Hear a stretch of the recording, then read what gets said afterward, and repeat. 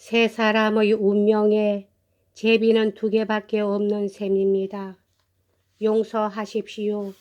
이야기가 그만 딴 길로 흘렀습니다만 당신은 이해해 주실 줄 압니다. 당신의 그 고상한 눈초리만 보아도 이해해 주신다는 것을 알 수 있습니다.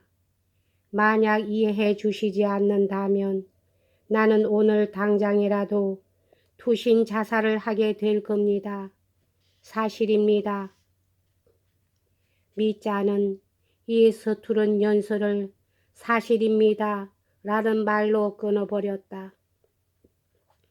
그리고는 의자에서 후다닥 뛰쳐 일어나 자기의 이 어리석은 제안에 대한 대답을 기다렸다. 그러나 맨 마지막 한마디를 입 밖에 냈을 때 문득 그는 모든 것이 와르르 무너져 버리는 것 같은 뭐라 말할 수 없는 절망감에 사로잡혔다. 무엇보다 좋지 않은 것은 자기가 어리석은 말만 늘어놓았다는 자각이었다. 어쩌면 일이 이렇게도 야릇하게 벌어진단 말인가.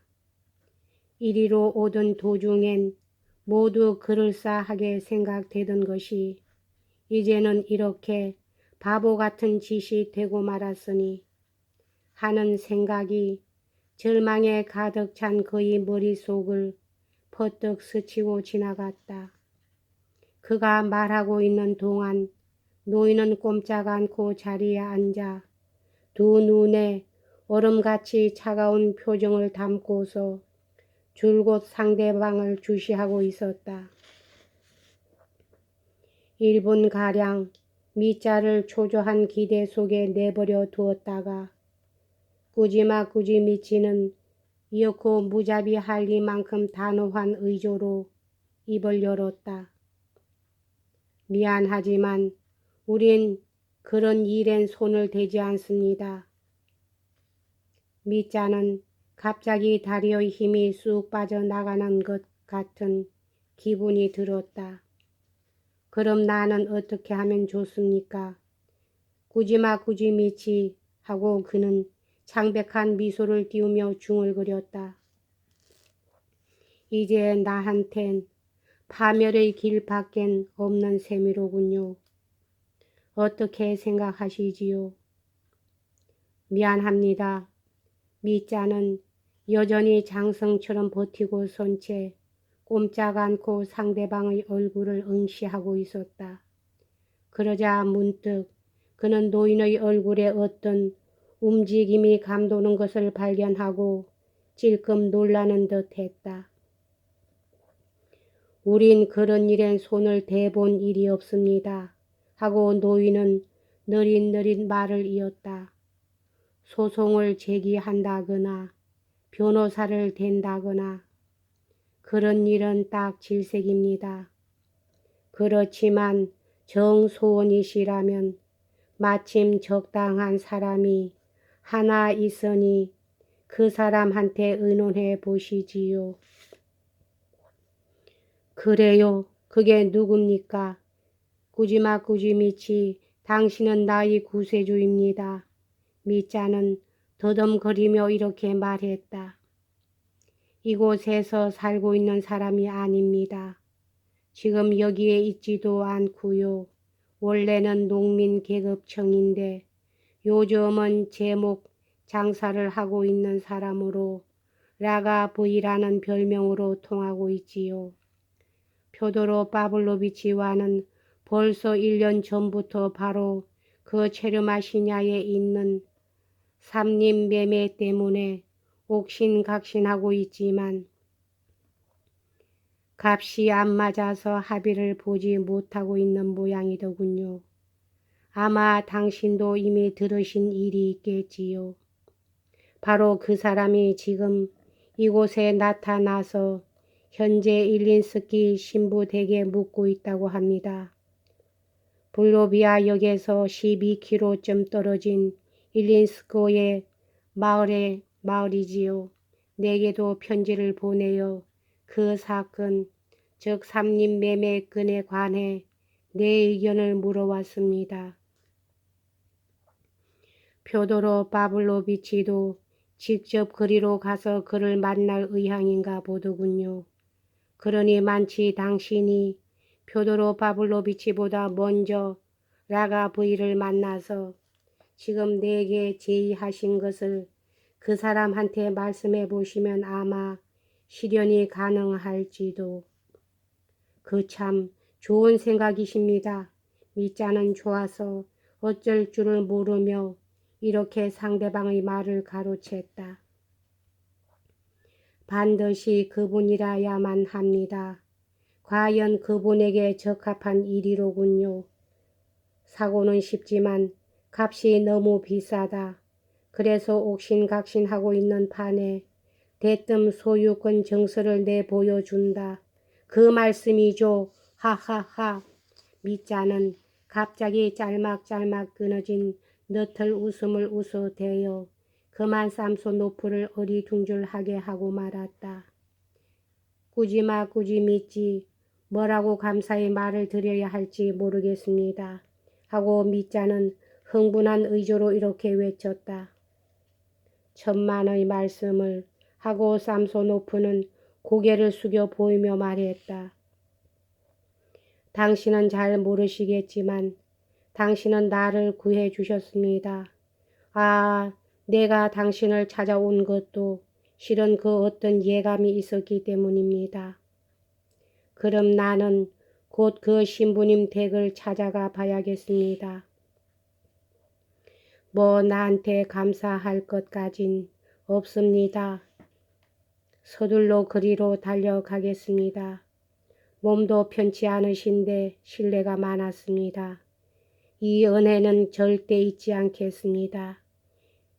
이건 러시아 사람으로서 하는 말입니다. 꾸지마 꾸지 미치. 이건 러시아 사람으로서 하는 말이라는 것을 알아주십시오. 그러시겠지요. 밑자는 악수를 하기 위해 노인의 손을 잡으려 했으나 그 순간 무언가 짓궂은빛이 노인의 눈속을 스치고 지나가는 것을 보았다. 밑자는 내밀었던 손을 거두었으나 곧 너무나 의심이 많은 자기 자신을 힐책했다. 피곤해서 그런 것이겠지 하고 그는 혼자서 생각했다. 그 여인을 위해서예요. 꾸지마 꾸지미치. 이것이 다 그 여인을 위해서입니다. 그 여인을 위해서라는 건 당신도 이해해 주실 줄 압니다. 그는 응접실이 떠나갈 듯이 갑자기 이렇게 소리치고는 꾸벅 절을 하고 휙 돌아서자 다시는 뒤를 돌아보지 않고 한결같이 빠른 걸음으로 뚜벅뚜벅 문으로 걸어나갔다. 그는 기쁨에 넘쳐 온 몸을 부르르 떨고 있었다. 하마터면 모든 것이 끝장나 버릴 것을 나를 지켜주시는 천사께서 구해 주신 것이 분명해 하는 생각이 그의 머릿속을 스치고 지나갔다. 더욱이 그 노인과 같은 사업가가 참 어쩌면 그렇게도 점잖고 위험 있는 노인이람. 이런 방법을 가르쳐 주었으니 이제 성공은 틀림없다. 이 길로 곧장 달려갔다가 오늘 밤 안으로 돌아와야겠다. 밤중에라도 돌아와야 해. 아무튼 일은 틀림없이 성공할 일이니까 그 노인이 나를 조롱할 까닭이 없지 않나. 밑자는 하숙집을 향해 걸어가며 이렇게 속으로 부르짖었다. 다른 생각이란 있을 수가 없었다.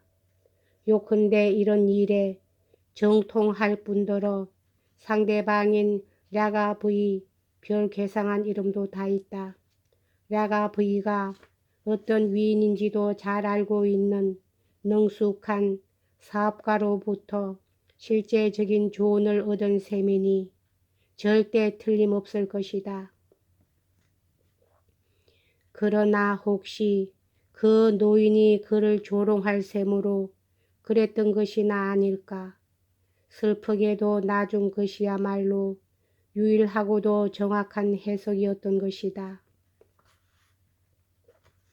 훨씬 후에 그 비극적인 대사건이 일어난 후의 일이지만 늙은 삼소노프는 웃으면서 자백하기를 그때 자기는 그 대위를 조롱해 보았을 따름이노라고 했다.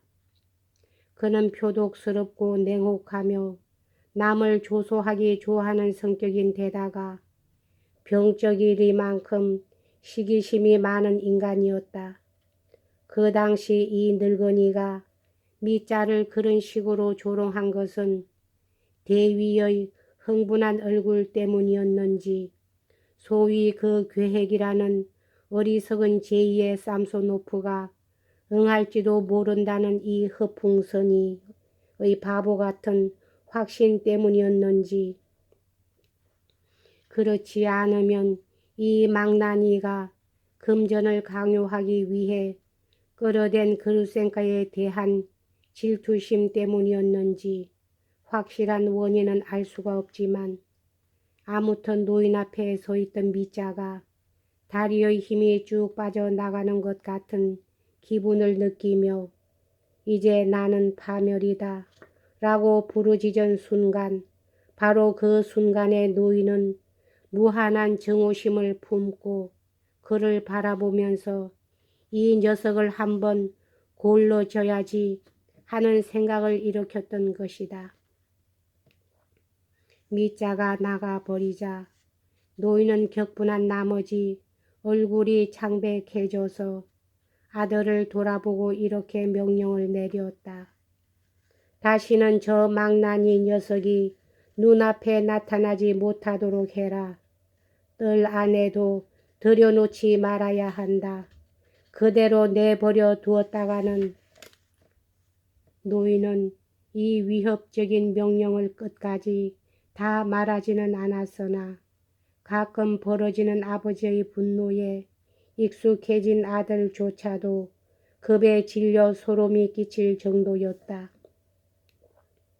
그러고 나서 1시간이 지난 후에도 노인은 노여움을 가라앉히지 못하여 몸을 부들부들 떨고 있더니 저녁 때가 되어 병상이 너무 악화되자 의사를 부르러 보냈다. 여기까지 하겠습니다.